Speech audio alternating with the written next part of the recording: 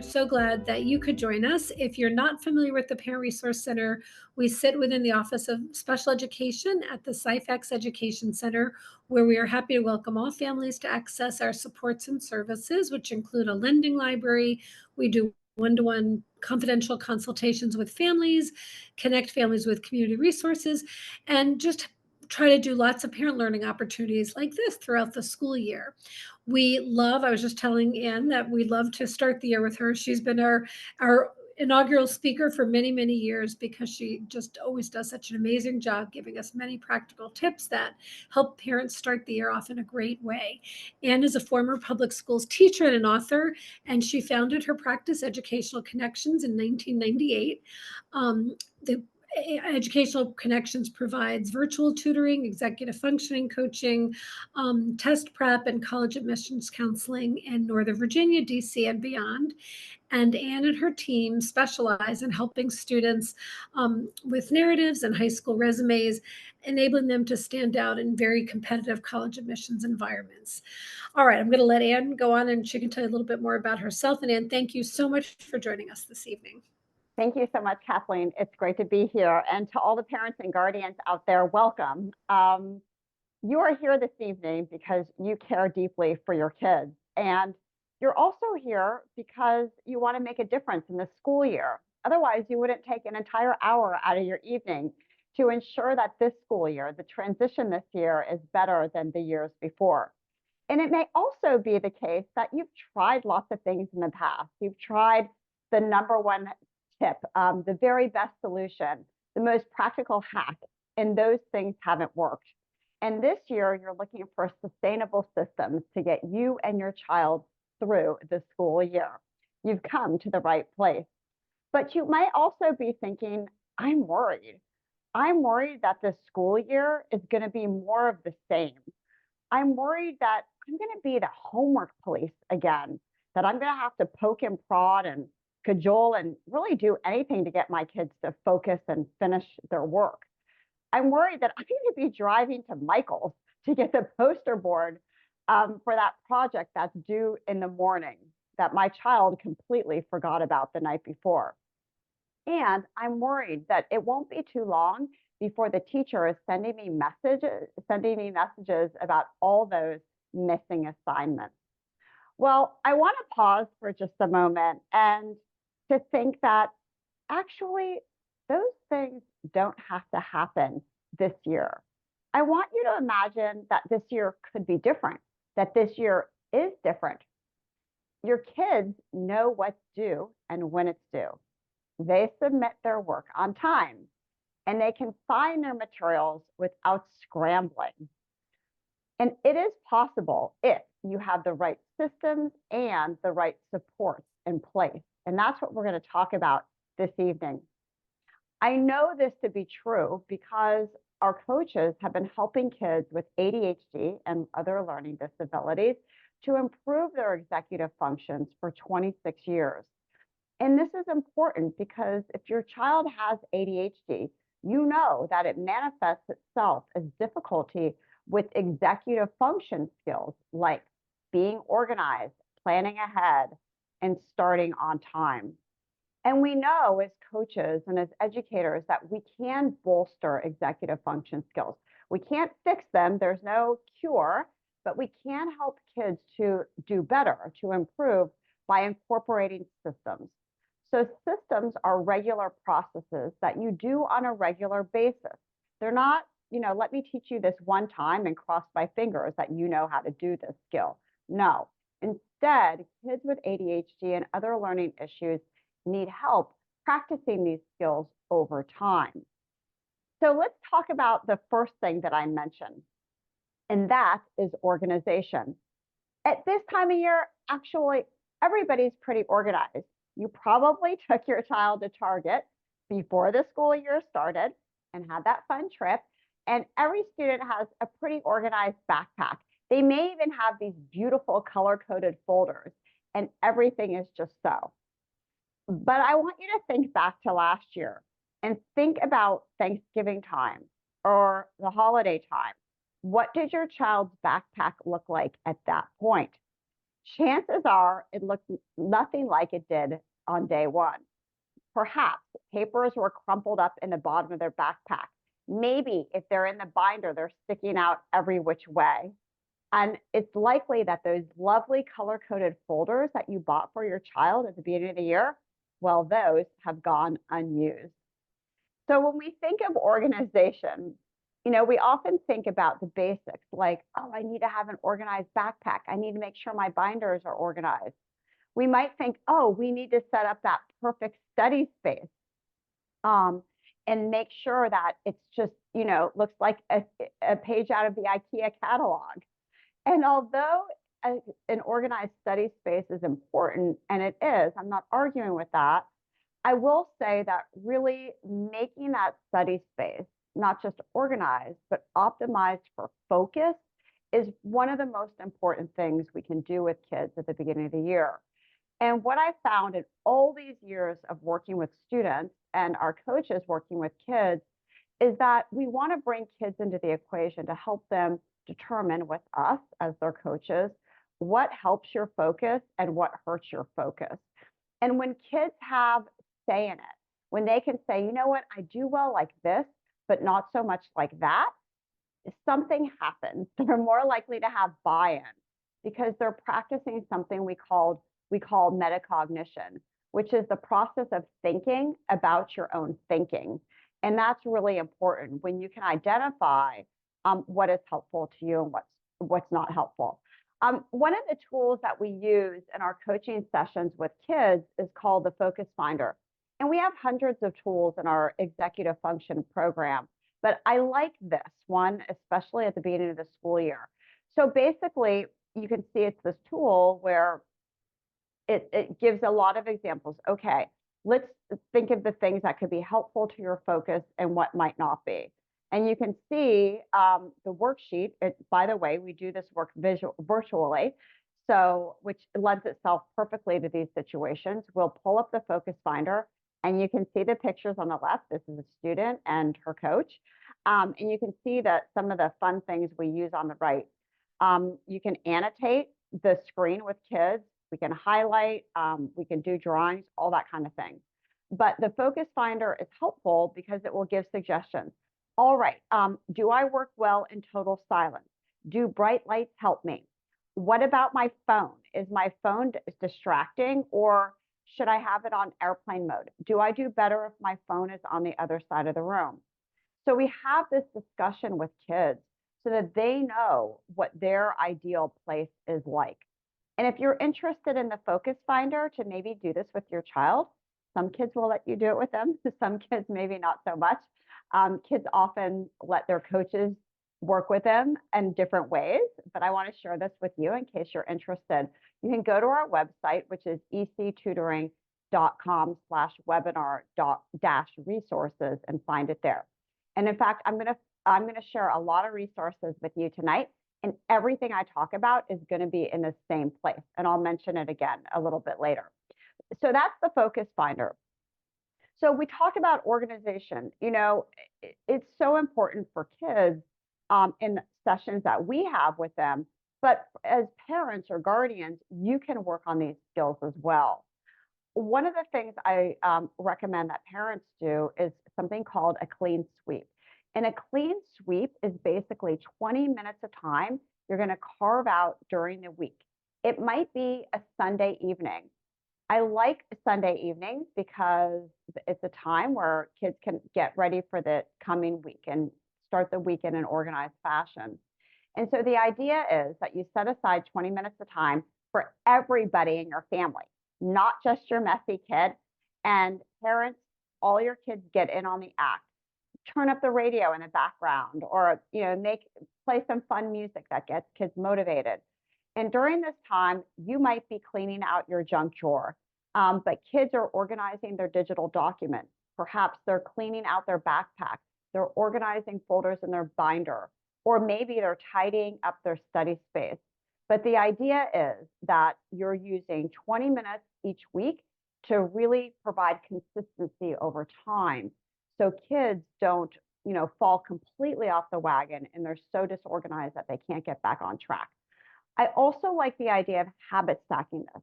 Habit stacking is a term that means you're more likely to stick with something if you piggyback that new thing on something that you already do.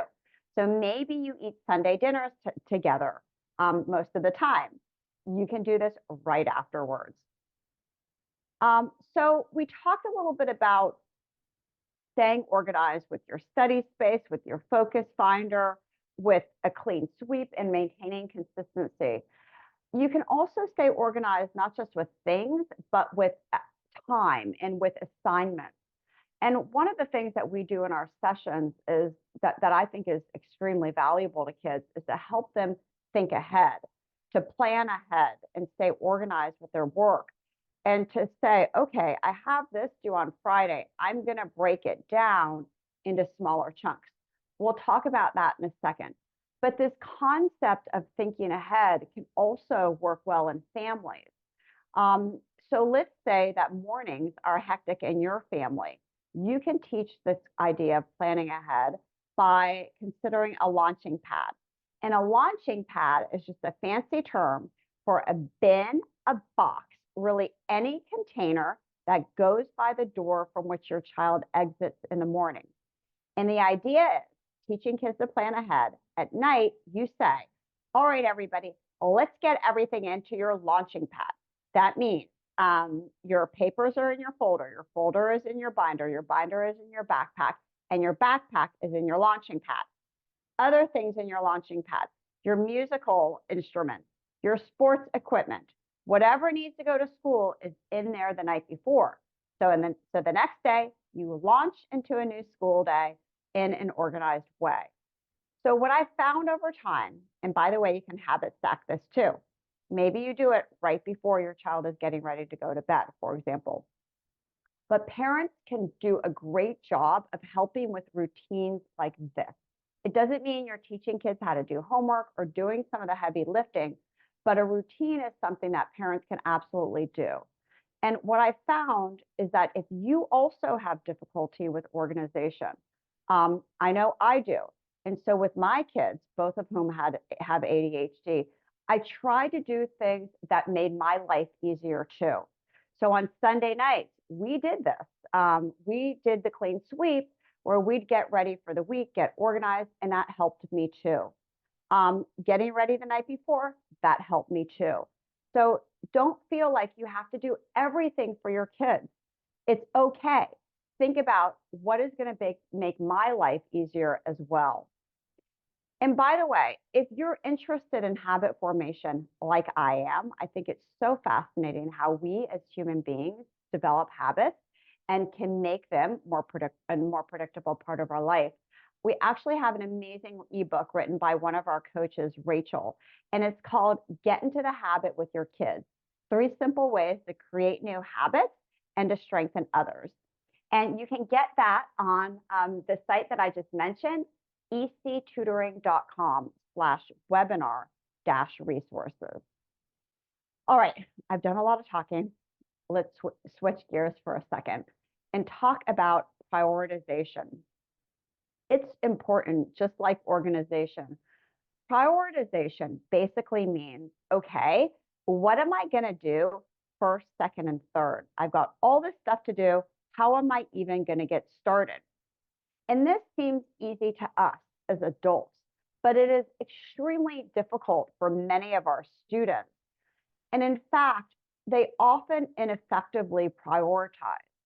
And they'll put things that aren't really that meaningful, that can kind of be a brain drain, first. And they don't really think about it. So we like to use in our sessions first of all, any visual is so great with kids.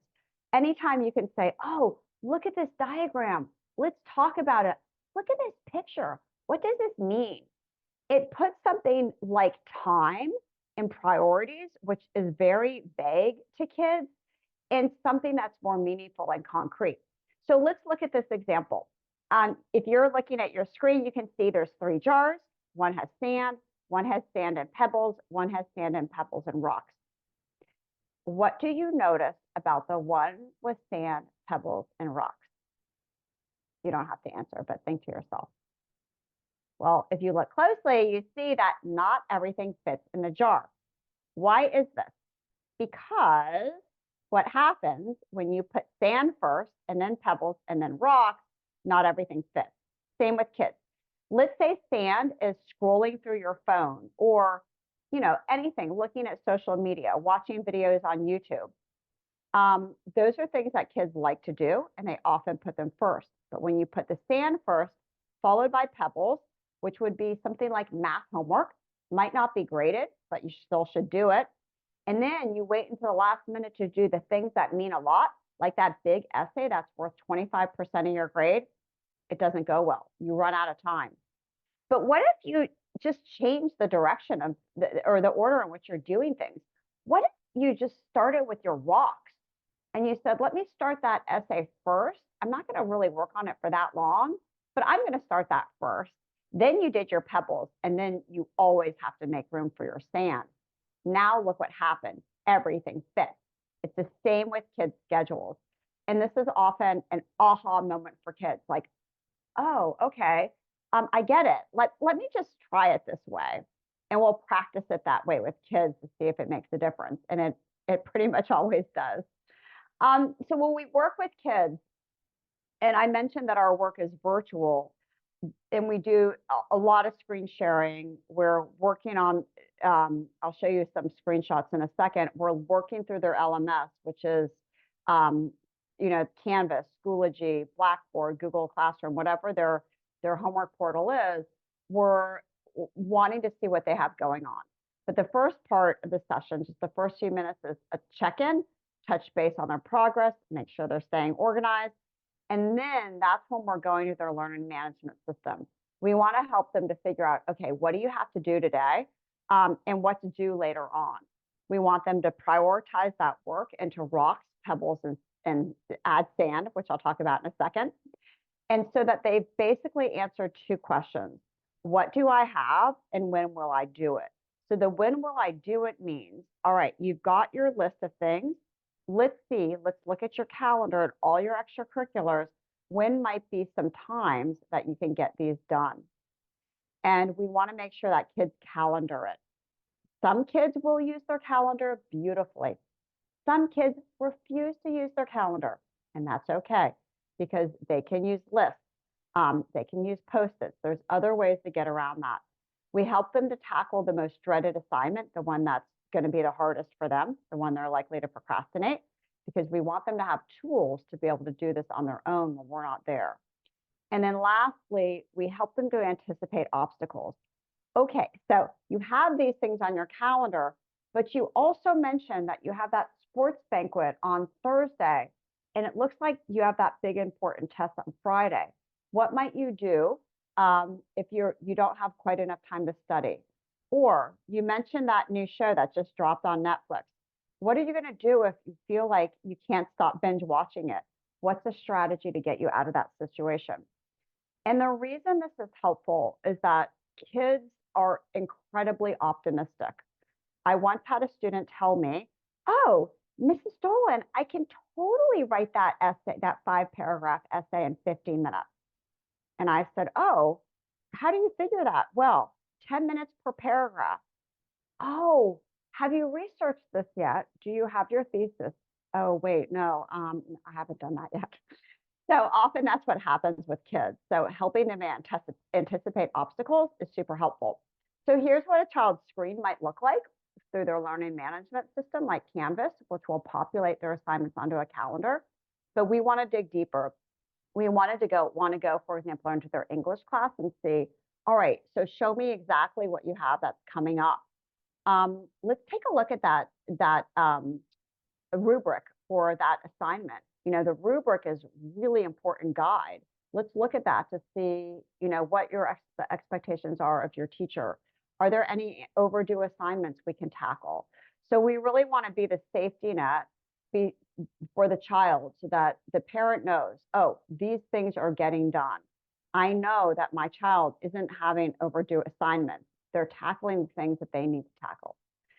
The other thing I found helpful for students is to understand how to estimate time, which is another skill. It's an executive function skill that is also tough. And what often happens is that when it comes to time, kids overestimate how much time they have to do something, and then they underestimate how long it's going to take them to do it. Like the 5-paragraph estimate, a 5-paragraph essay, a complete underestimate for kids. So one of the things that I think is helpful is to kind of dial it back and to make it fun. And so this is another tool, and you can get this one too, called How Long Will It Take? And if you look at the tool, it's not like, how long do you think it's going to take to do that essay or that math homework? No, it's how long do you think it's going to take to write the alphabet backwards? What's your estimate? Oh, let me time you. How long do you think it's going to take you to do 10 jumping jacks? What's your estimate? Let me time you. And it's just a fun way to get kids into thinking like, oh, I think it's this, but often it's that. And so we do this with students with their assignments as well. So they start to become better predictors of how long something will take them. So that's estimating time. Now, all that stuff is good, but what if you have a student who is a chronic procrastinator? If you do, raise your hand. I can't see you, but I bet it's a lot of people that deal with these things with their kids. And and if you want to say yes or no in the chat, absolutely go for it. Do you have a procrastinator at home? I'm curious. Let me see what people say. Yes or no to procrastination? Andrea says yes. Maureen said yes too. Oh, another yes from D. I can imagine. It's pretty common. And it's interesting about procrastination because there are really two types. There are kids that are functional, and these are students that will wait until the last minute. And when they get to their work, they can actually get it done, even though they've waited too long, but they're able to focus well enough to see it through. And the parent at home may know about it, may not. The teacher doesn't really know about it because the student generally submits the work on time. So they are a procrastinator, but they're functional. But on the other hand is the dysfunctional procrastinator. These are kids that also wait until the last minute, but despite their best intentions, they're not able to focus well enough to get it done on time. And everybody knows. They're upset about it. You probably know about it. And the teacher absolutely knows about it because the work isn't turned in on time. And the other thing that happens with dysfunctional procrastinators is their grades are significantly impacted. Now, when kids are younger, they're often functional procrastinators. But as the work gets harder or the work is more complicated, meaning it's a project that you cannot possibly do the night before, they can evolve from functional procrastinators to dysfunctional procrastinators. And none of us, we want that. We don't want that to happen. We want to break the cycle. But what's interesting about procrastination is people don't do it for all the same reasons. Like we assume as adults, if you don't do that assignment, it's because you don't like that. You don't want to do it. And it's just not for you. But actually, that's not true. We use this tool a lot with kids. It's a procrastination style quiz, and you can get it and do it with your child. I like doing it for me too. I just think it's really interesting, and it's a fun thing to do with your kids. Open up the dialogue. Don't, no judgment at all. It's really just something that you can talk about together. But for our students that procrastinate, we do this with them in the beginning. And it's important for us because our approach to helping them varies based on their style. And so what I thought I would do, and we have about, I don't know, like 15 minutes left. I thought I would talk about each of the types of procrastinators and then solutions for each one. So let's start out with something that's super common, and this type is called the crisis maker. These are the kids that wait until the last minute to do their work, and they've done this for so long that they don't know any other way. So they think like, oh, my heart has to be racing, my adrenaline has to be pumping, and I have to feel like, oh my gosh, I got to get this done right now in order to have enough inertia to get started on it. And so when kids do that, their brain has these spikes in dopamine and it makes them feel pretty good. Like, oh my gosh, look at me. I'm so productive. This is how I do it. And it's not how they do it, but it's become a learned habit over time. And they think that's the only way, and it's not. So we want to teach them ways to override that tendency to wait until the last minute. So one is an accountability partner. So for kids, it might be, hey, Susie, want to work on the study guide with me tomorrow at 4 o'clock? Now you have an appointment. We're accountability partners with kids as coaches. The use of a timer, which I'll show you in a second. And then also, where are you going to work? Oftentimes, procrastination is exacerbated by your environment. Are you in a place that's chronically distracting? Do you have other open applications on your laptop? Is the TV going in the background? Maybe you're better, going to Starbucks after school or working in the library until you get picked up after school. So I mentioned about timers. I think they're really valuable, and if you've heard me speak, you've probably heard me talk about timers. I think they're an incredibly valuable tool for kids from kindergarten to college. And for people that just need to get started, you only want to set the timer for a very short amount of time, like 10 minutes, just to get going. Once the timer goes off, usually you can keep on going, but that 10-minute rule helps you get started. But for slightly older kids or kids that can sustain attention a little bit longer, I really like something called the Pomodoro technique. And this is based on research in the 80s. An Italian researcher did this study using a tomato timer. And he found that when older students and adults had to work alone and they needed to be most focused, they actually had the best results within a 25-minute time period. Not, an hour and a half or an hour, but a shorter block. And so we teach kids to set the timer for 25 minutes and work, put all your distractions, X out of your applications, phone on the other side of the room, and really get to work without distractions. I will also say that, you could go out and buy a timer for your child and say, hey, I've heard this lady talk about timers, and give it to your child. But it probably won't work. Kids, as I mentioned earlier, they need practice doing things. And so when we do this with kids, we'll practice, okay, let's set this timer up. Before you start, tell me, how are you going to use your focus finder ideas to make your space as distraction free as possible, just for this amount of time? And then they do the work, and then the value is in the discussion. How did that feel? What did you find about that time? But timers help kids to feel successful because they definitely get that work done in that amount of time. But again, it has to be practiced over time, especially as work gets harder. So those are the crisis makers. Defiers, these are the kids that have difficulty with authority, and they tend to be personality specific.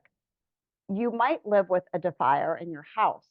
This is a student who will do work for one teacher because he likes that teacher, but doesn't like another teacher and says, I'm not doing this. So how do you help a student who's really personality specific like that? First, it's understanding another person's perspective by asking powerful questions, which we'll talk about in a second. Two, it's autonomy. These kids need autonomy. If you tell a defier what to do, you're probably going to get lots of pushback. You may have noticed that the more you push, the more they push back, and nobody wins in a power struggle. So instead of saying you need to do that now, what might be a good time to get this started? And I will also say with defiers, they need sand. They absolutely need sand built into their day. They need a procrastination block. that they can do what they want, so that they have control.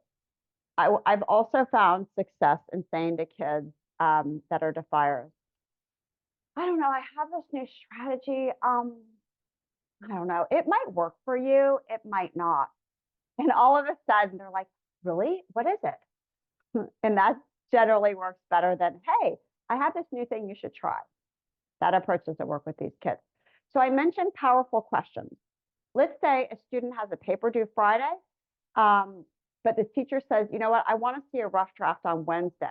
And the student's like, that's so dumb. Why do I need to do a rough draft? I'll just turn in the final copy on Friday. So we as coaches will ask, could your teacher's feedback on the rough draft be helpful in getting the grade you want? It gets kids to think differently and understand the teacher's perspective. And here's the overdoer.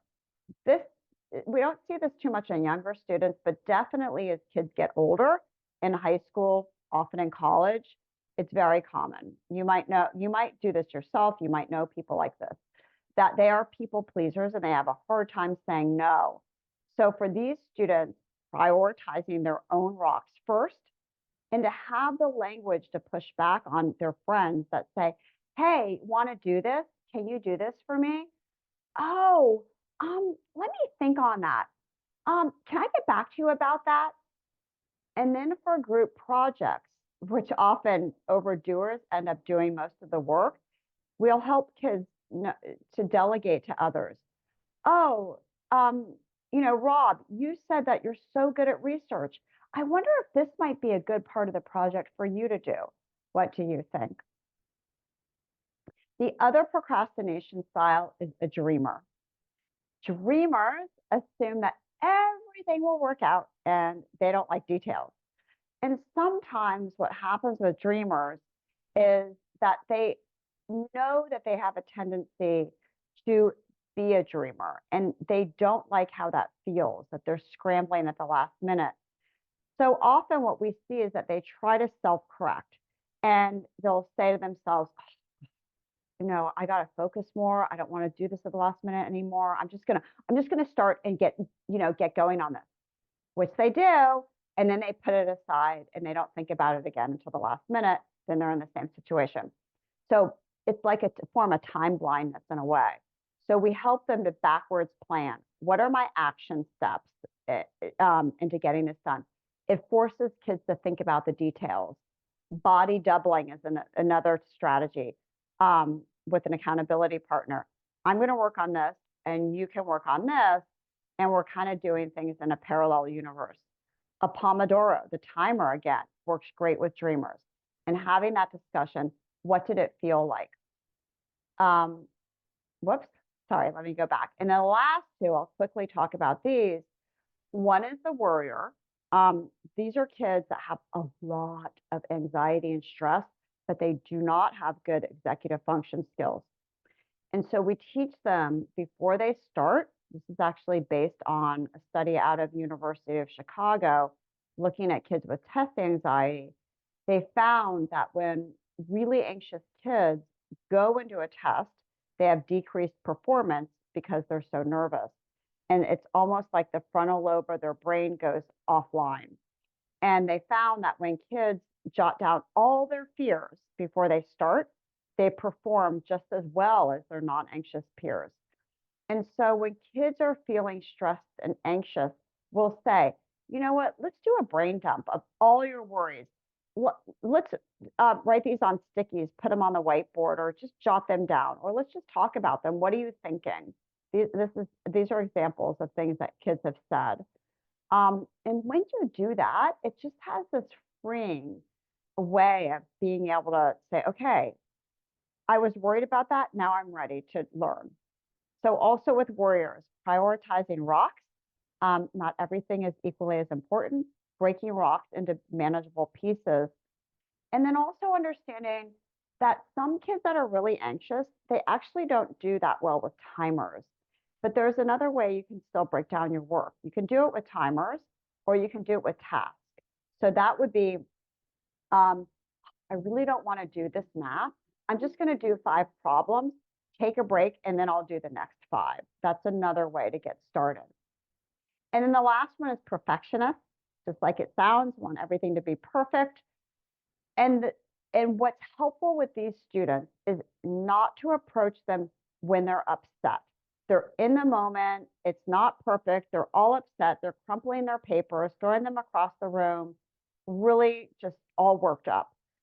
Before they start an assignment, we'll say, okay, are you going to be able to submit this? Can you submit this when it's done? Yes, I will submit this. All right. So now that we have a good sense of estimating time, how long do you think it's going to take you to do this? Let's add a buffer, and then let's give yourself a time limit. And moreover, what is going to be good enough to turn in? Does it have to be 100% awesome? Or can it be maybe like 80 or 85%? Is that okay? And really having that mindset of, I'm going to make it good enough to turn in, and I'm going to turn this in on time, is really key for perfectionists. And for both these latter types, the worrier and the perfectionist, they do really well with time travel. It's an idea using if then.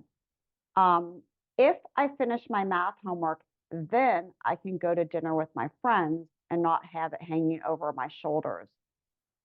We have a student that I was talking to more recently, because when he came to our practice, he was doing very poorly in college, and his first semester, it did not go well at all. And so his mom called our office, and she said, he needs an executive function coach. It's not that he can't do the work, it's that he's not at all studying, he's not using his time well, he's making bad choices. And when one of our coaches, Suzanne, started to work with him, she realized one of the biggest things that was happening was he would go to class, and then right away he'd go back to his dorm room, and he was hanging out with his friends. And the minute he went to his dorm room, he just couldn't focus or get his work done. And he would say, oh, I'll do it later. I'll do it later. And we all know how that goes. And so they did a lot of things in terms of, working on a schedule, working on better study habits. But one of the things that they did is created an if then. Okay, if I stay after class in the library and I get these 3 rocks done, then I can go back to my dorm room and hang out with my friends and not have to worry about it. That is the value of if then. So I'm curious, do you relate to any of these styles, yourself or your child? I'm wondering, dreamer, defier, crisis maker, worrier, perfectionist, or overdoer? Do you see your child in any of these? Now, I gave you a bunch of strategies, but you might be thinking that there is an elephant in the room, and there may be. And that is that many kids don't want to learn new strategies. Many kids are resistant to parents' overtures. And we know that they need to do things differently, but they don't want to hear it from us as parents. And that is an extremely valid concern. It's also very common. And often, not often, all the time, when human beings want to change, or we want them to change, they go through multiple steps in order to make change. For example, when a student comes to our practice and the parent says, actually, I'm thinking of this one student we had, that he was a freshman in high school, and he had missed, he was sick. And when he went, he was out of school for a few days. And when he went back, he had all this work that he had to do. And instead of saying to himself, oh, shoot, I have to do all this work, I better get it done, he took the opposite approach. He just completely avoided it and didn't do any of it. And his mom, she was a therapist. She is a therapist. She's like, oh my God, he wouldn't listen to me, and he's just driving me crazy. And I know he's not doing this work because he's like so disorganized. And he needs to have an Excel spreadsheet with the assignment, the date, how much it's worth, whether the assignment will be forgiven, blah, blah. And so she thought his issue was all about organization. But when we assigned a coach to work with him, and we meet in a huddle every day, when we have new students come in, we talk about the student, their issues, and who would be the best coach. So we assigned Carolyn to the student, and what she did is she gave him an assessment um, based on the stages of change, and found that when it came to organization, he was at the pre-contemplation stage. And you can see from this ladder, when you're at the pre-contemplation stage, you do not want to change. And that was the case. He's like, my organization is fine. I don't know what my mom's talking about. I don't want to work on this.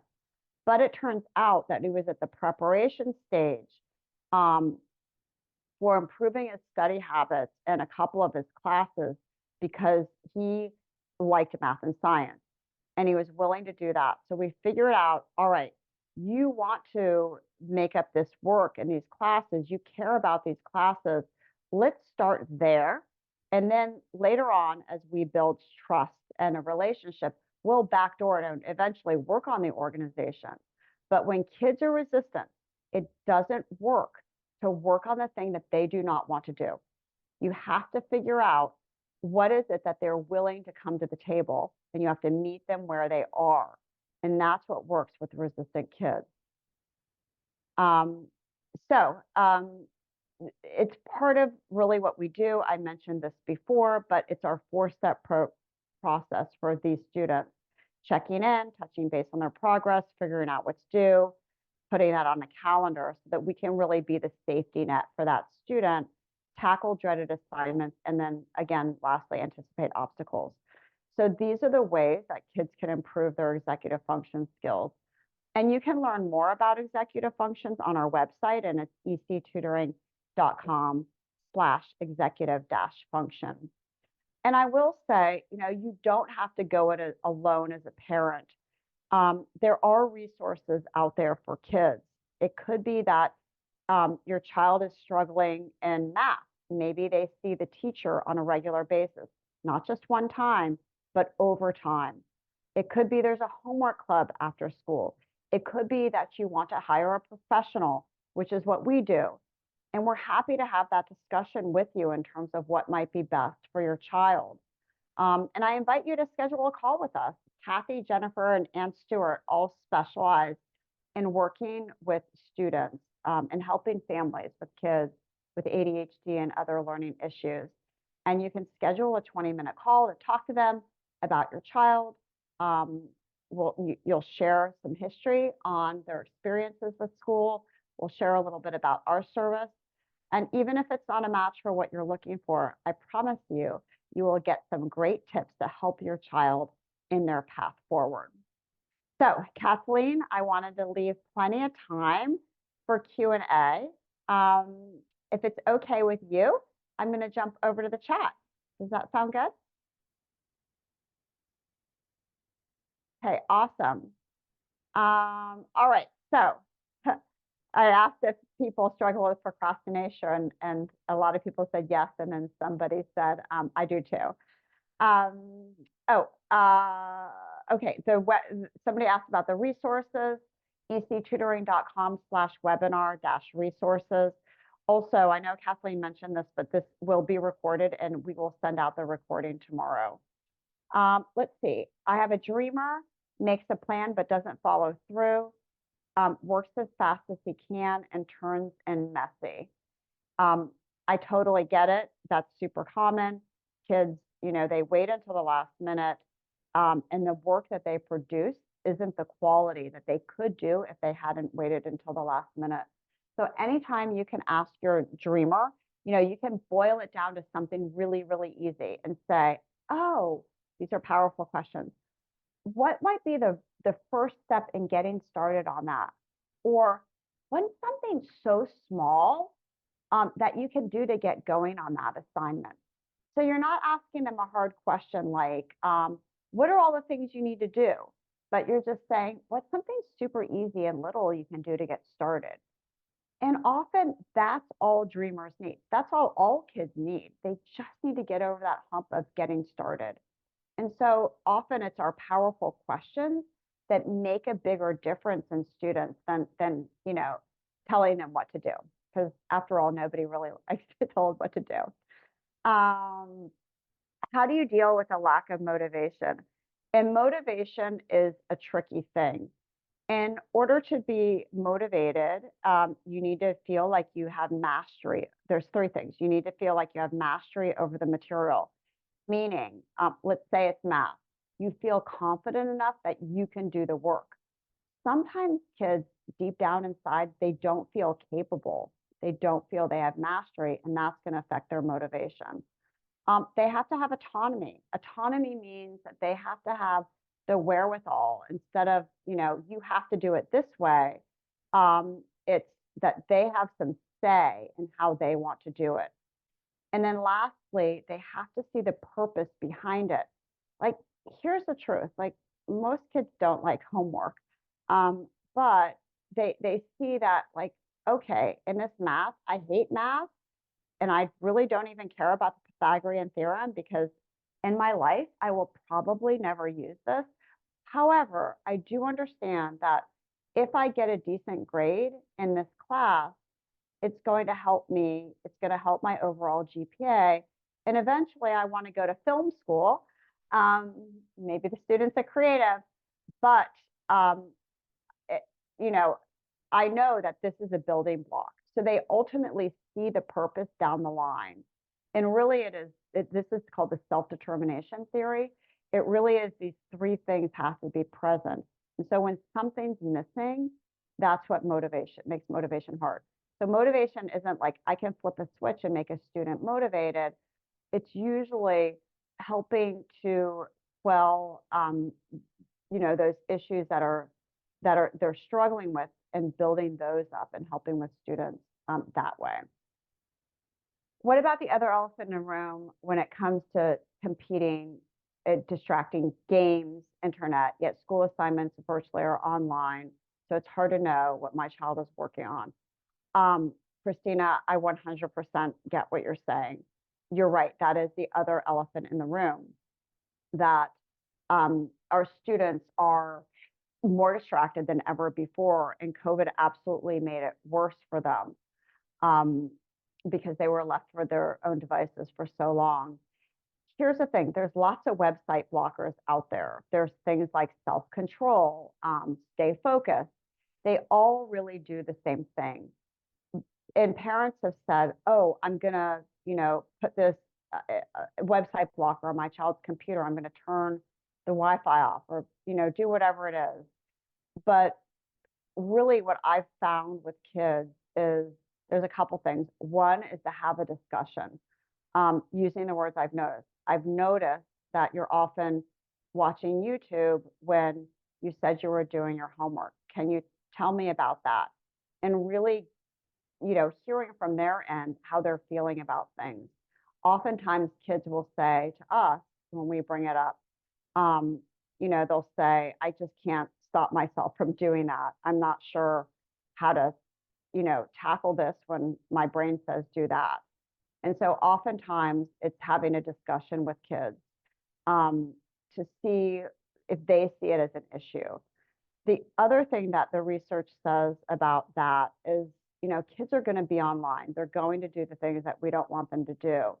But if they have a balance between high dopamine activities, which are, scrolling online, watching videos on YouTube, these really interactive things that spike a lot of that dopamine, and then it's also balanced with other things, that is really kind of the secret sauce.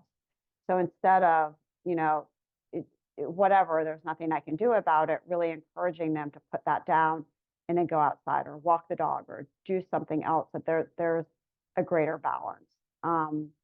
And I wish I had the solution for this because it's one of the hardest things about parenting. But I will say, having discussions with kids rather than heavy-handed putting devices on, like lockdowns on their computer, tends to have a better overall outcome than the latter. All right. When you have a 14-year-old who, after multiple discussions, that they'll log in from their laptop, not their phone, will sit at a desk, not the bed, constantly reverts back to an old habit. How do you meet in the middle? I guess it depends if the student is productive. If they're getting good grades and they're able to to focus well enough to get their work done, it might be something that, it might be a battle that's not worth having if they're doing okay. On the other hand, if they're not doing okay, then absolutely it should be approached. And it might be that somebody else, is a better delivery of the message than mom or dad. Maybe it's another relative. It could be an executive function coach. Maybe the student has a therapist. Um, but what I will say is think, really first about the relationship. Is is it worth that battle if they're doing fairly well? It may not be, or it may be. And can you mention the online platform? Um, oh, yes. Somebody asked about the online platform that we use, and it's called Lesson Space. And Lesson Space, I like it a lot. Well, what I will say is for online learning, Zoom is for business. And it's when we think of kids learning online, the reason it was so hard for them is first, they had Zoom rooms of 25 kids. Secondly, the software was not conducive for learning. Lesson Space, which is the software we use, is kind of like if Zoom and an interactive whiteboard had a baby. That's what Lesson Space is. And so anytime kids work online, it needs to be super interactive. We can even see when we're working with students that are kind of distracted, we can see when their cursor goes off the screen and is doing something else. And I love that feature because you can say to the student, "Oh, that's so weird. I don't see your cursor on the screen." They're like, "Oh, okay." And they're back to focus.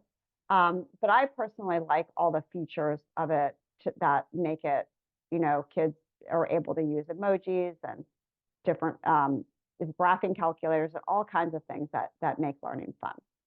So I think those are all the questions that I have. Kathleen, we're right about time. Should we wrap it up here? I think so, Anne. And once again, this was so helpful. I'm just sitting here trying to take notes because I know we'll get lots of phone calls, and we will encourage parents to access. Thank you for making those great resources available. But Sure. thank you very much for joining us. And to all the parents out there, please keep in touch. If the Parent Resource Center can be of any support to you, we hope you'll give us a call. I'll put our contact information in the chat one more time. But I'm sure you all enjoyed this as much as I did, and I appreciated all of the audience participation. These are tough questions, but your kids are very lucky to have parents taking the time out of their evening to join us and learn from Ann tonight. So thanks again, Ann. Bye, Thanks, everybody. Have Kathleen. a great school year. Have a great night. Bye, everybody. Bye.